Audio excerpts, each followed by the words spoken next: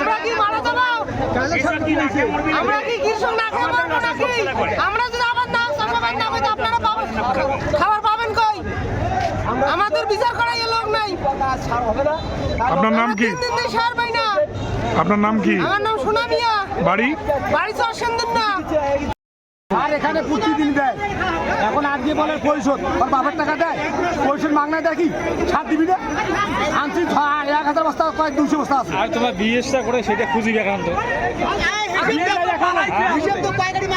বীজ এখনো নাই। সবাই থাকলে সবাই বন্ধ করে দিয়ে নিবে। দোষ নাই, আর